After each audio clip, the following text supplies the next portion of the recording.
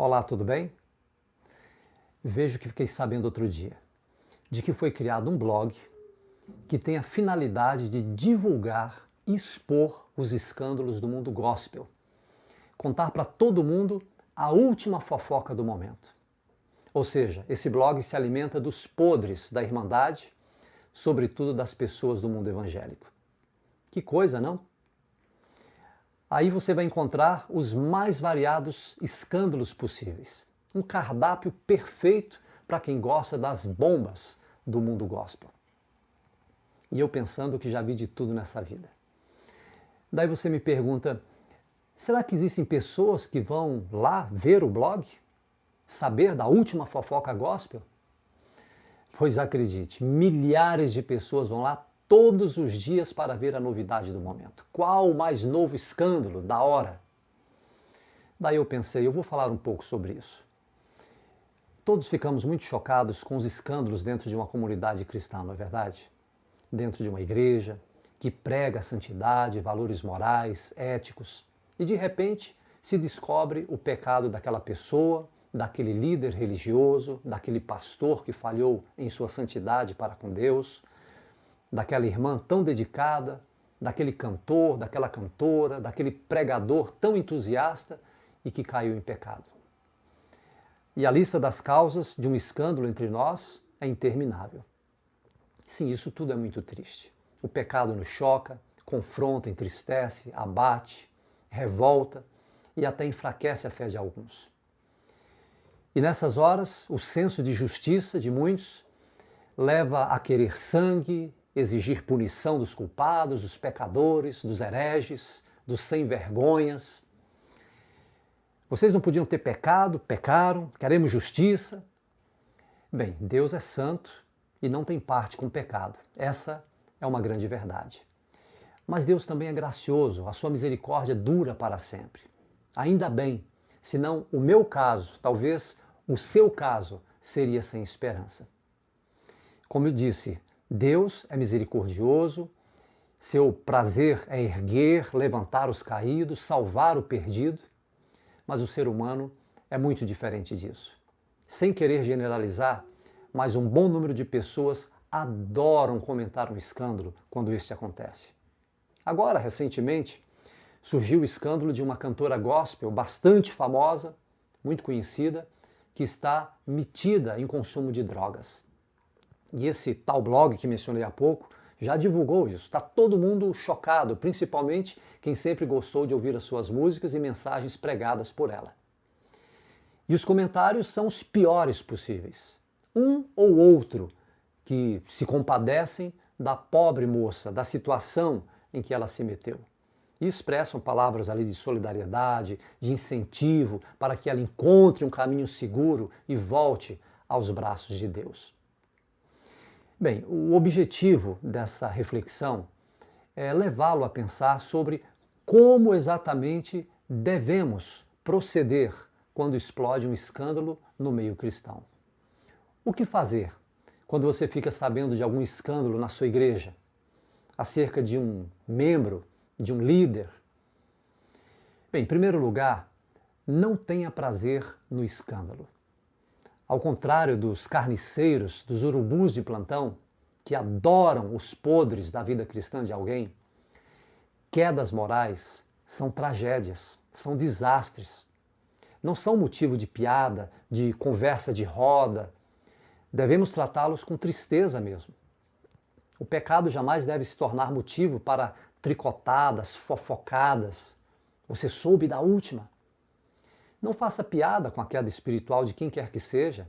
Isso não é papel de um crente, de um cristão. Isso é papel do diabo. Lembre-se do que disse Paulo em sua carta aos membros da igreja de Corinto.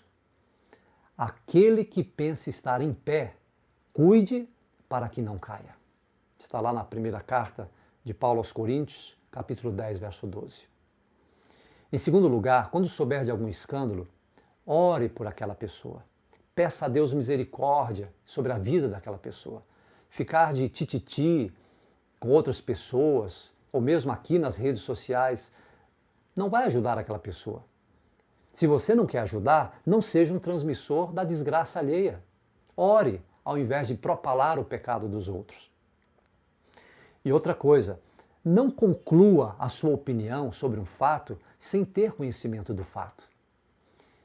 Como tenho visto pessoas, algumas até formadoras de opinião, contando sobre um escândalo como se soubessem de tudo o que aconteceu ali. Elas ouviram falar por boca de terceiros e tomam isso como verdade absoluta. Daí passam para frente aquele comentário. Deixe que a verdade venha à tona. Só então você vai se posicionar. Victor Hugo já dizia: a prudência é a filha mais velha da sabedoria. Você que é membro da igreja há muitos anos, na parábola do filho pródigo, contada por Jesus, você é o filho mais velho. Nunca saiu da casa do pai, nunca saiu da igreja, fiel cumpridor de todas as normas, todas as regras, todos os mandamentos, um exemplo de cristão. Me diga uma coisa, como você vê um irmão seu que por alguma razão saiu da igreja, saiu da casa do pai, quebrou um mandamento da lei de Deus e que foi um escândalo para a comunidade religiosa? Que tipo de olhar você coloca sobre esse seu irmão? Sim, porque quem gosta de saber do último escândalo que aconteceu no mundo cristão, no mínimo se coloca como o irmão mais velho na parábola contada por Jesus. Eu sou melhor que você, eu nunca saí da casa do pai, nunca saí da igreja, você é um pecador, olha o que você fez. E como existe preconceito com os que erram, não é? Eu sei muito bem como isso acontece. Como filhos de Deus, o desejo do nosso coração deve ser sempre ver os que erraram arrependidos, restaurados espiritualmente. Nós não podemos nos colocar como o bambambam do eu sou melhor que você. Tenha muito cuidado. Como embaixadores do reino daquele que veio para os doentes, devemos ser médicos da graça e não carrascos da desgraça. Uma vez que se promove a culpa, ou se comprove a culpa de alguém, seja por qual motivo for, seja movido por compaixão pela vida dessa pessoa, para que seja resgatado daquela situação em que se encontra. E claro, se tiver que arcar com as consequências humanas do seu pecado, que isso aconteça. A disciplina do culpado é necessária, é bíblica, e o culpado deve ter humildade em aceitá-la, mas não seja você o propalador da miséria do seu irmão. Nunca se aproxime de um ferido para obter mais detalhes da sua dor. Existem pessoas que se aproximam da gente para saber detalhes do nosso pecado, sobre o escândalo, para depois passar para frente como furo de reportagem, em primeira mão. Que patético! O nosso papel é amar, sofrer com quem sofre, auxiliar na sua restauração física, emocional, espiritual. Ao invés de ficar atrás do escândalo dos outros, do pecado alheio, lembre-se dos seus próprios pecados. Jesus, certa vez, presenciou um escândalo. Mais do que isso, ele foi instigado a emitir um parecer sobre o escândalo. Afinal, uma mulher fora flagrada em adultério, adúltera, pecadora, escandalosa, opróbrio, digna de apedrejamento aos olhos da lei. Mas a resposta de Jesus aos que queriam apedrejá-la foi que cada um olhasse para si.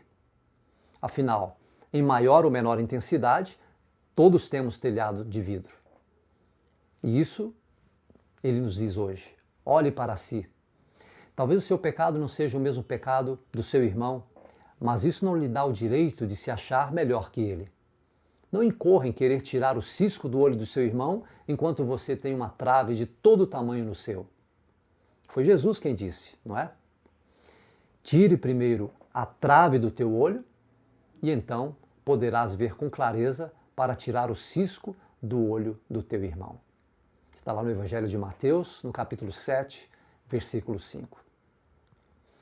Sabe, quando ocorre um escândalo, nós devemos agir com humildade, sem nos considerarmos mega santos, pessoas acima do bem e do mal, mais do que jogar pedras, precisamos usar o escândalo alheio para ver como nós mesmos, somos frágeis e passivos de errar.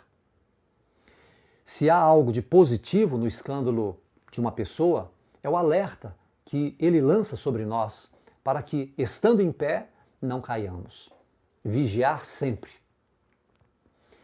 E para finalizar essa reflexão, infelizmente sempre haverá escândalos entre nós, pois vivemos num mundo de pecado.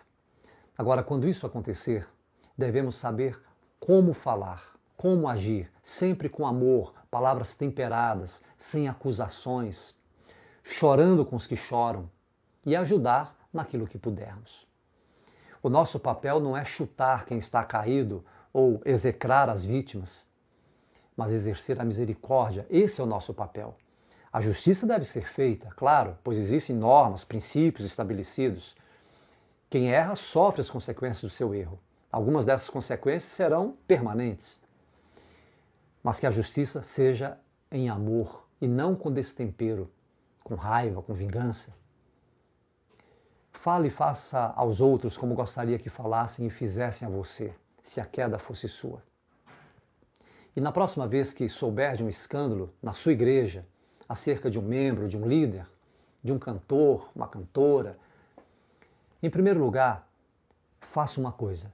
Ore em favor dessa pessoa. Seja um canal de bênçãos, seja a mão estendida a quem estiver precisando. Não exponha os erros de ninguém, pois lá na frente, quem pode precisar de ajuda é você. Pensemos nisso. Deus tenha misericórdia de todos nós. Um abraço, até a próxima.